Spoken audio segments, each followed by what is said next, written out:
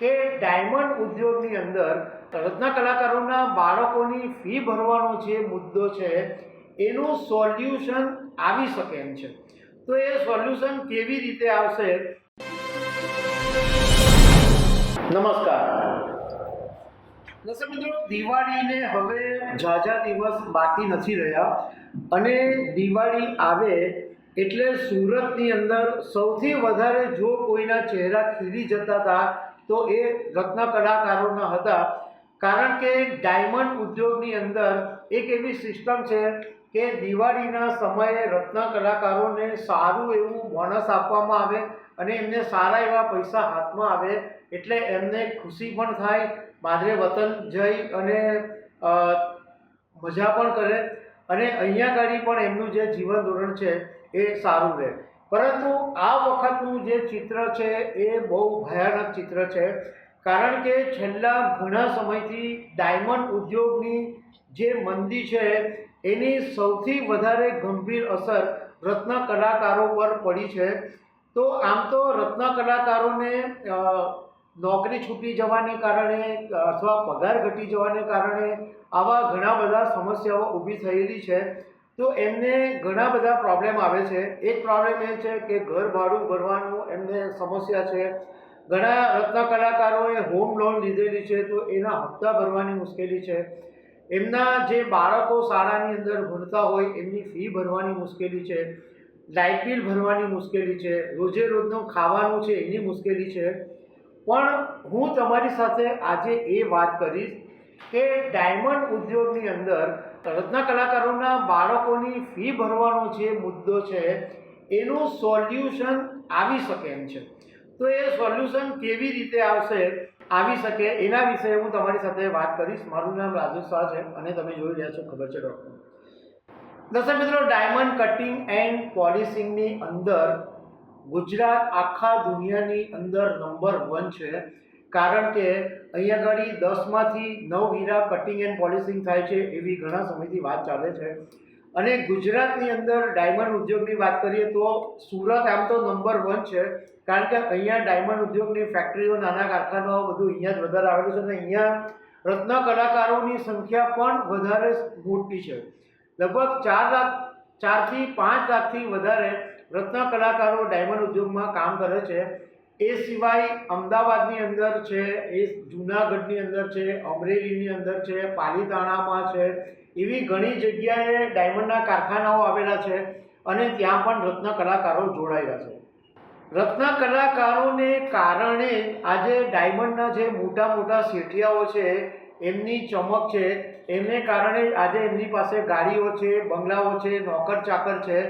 કારણ કે રત્ન કલાકારો ડાયમંડને જે ઓપ આપે છે, જે ડાયમંડને ઘસે છે અને ડાયમંડને જે શેપ આપે છે એને કારણે હીરાની વેલ્યુ વધે છે અને એને કારણે આજે દુનિયાભરની અંદર ગુજરાતનું નામ ડાયમંડ ઉદ્યોગની અંદર મોખરે છે. પરંતુ અત્યારે જ્યારે ડાયમંડ ઉદ્યોગની અંદર જબરજસ્ત મંદી આવેલી છે અને મંદીને કારણે ઉદ્યોગ મુશ્કેલીમાં મુકાયો છે, ત્યારે રત્ન કલાકારોને પણ ઘણી બધી સમસ્યાઓ છે. સ્વાભાવિક છે કે નાના નાના કારખાનાઓ તો રત્ન કલાકારોને રોજગારી આપી શકે એવી સ્થિતિમાં નથી.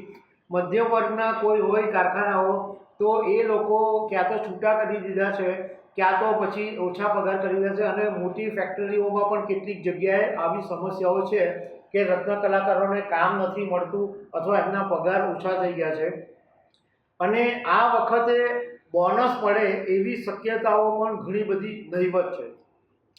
હવે આમ તો એમને ઘણી બધી સમસ્યાઓ છે. મેં તમને વાત કરી તેમ કે ઘરનું ભાડું, હપ્તા, લાઇટ બિલ, સ્કૂલ ફી. પણ આ સ્કૂલ ફીની જે વાત છે ને એની અંદર એક સોલ્યુશન આવી શકે એમ છે. કારણ કે ડાયમંડ ઉદ્યોગ જે વિસ્તારોમાં છે એ વરાછા, મોટા વરાછા, એકે રોડ, કતારગામ, વેડ રોડ કે આજુબાજુના જે વિસ્તારો છે એની અંદર ડાયમંડ ઉદ્યોગ ફેલાયેલો છે અને રત્ન કલાકારો મોટે ભાગના એ વિસ્તારોમાં જ રહે છે. હવે ડાયમંડ ઉદ્યોગ સાથે સંકળાયેલા જે શેઠિયાઓ છે, જે માલિકો છે, એમની જ મોટા ભાગની જે સ્કૂલો છે એ આ વિસ્તારની અંદર આવેલી છે. એટલે જો આ ડાયમંડ ઉદ્યોગના માલિકો એકવાર બેઠક કરીને એવું નક્કી કરે કે એમની શાળામાં જે રત્ન કલાકારોને મુશ્કેલી હોય એમના બાળકોની ફી કમસે કમ 6 મહિના સુધી માફ કરી દેવામાં આવે.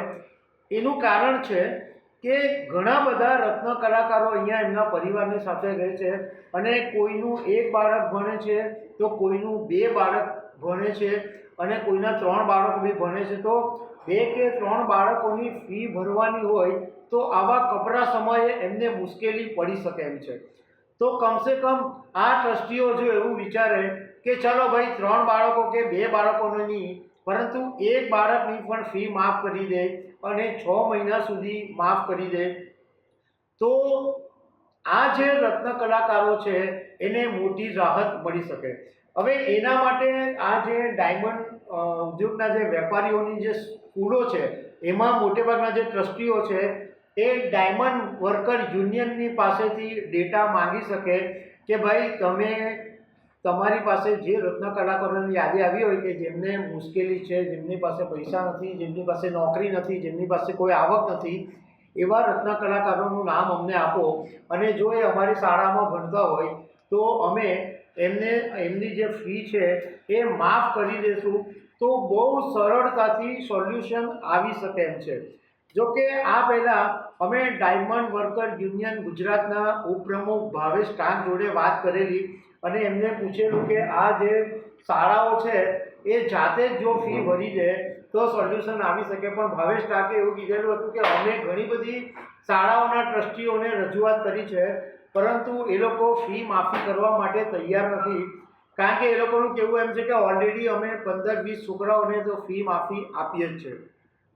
પણ ડાયમંડ ઉદ્યોગના જે માલિકો છે, જે ડાયમંડ ઉદ્યોગના જે શેઠિયાઓ છે એ લોકોની પાસે એટલા અઢળક પૈસા છે કે એ લોકોને 6 મહિના માટે કે વર્ષ માટે નુકસાન વેઠવું પડે તો એ લોકોના માટે કોઈ મોટી વાત નથી.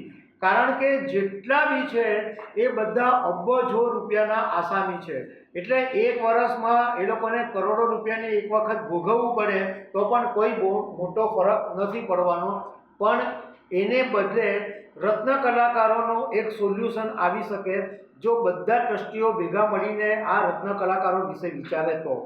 દર્શક મિત્રો આવી અનેક વાતો સાથે અમે તમને મળતા રહીશું. Thank you very much.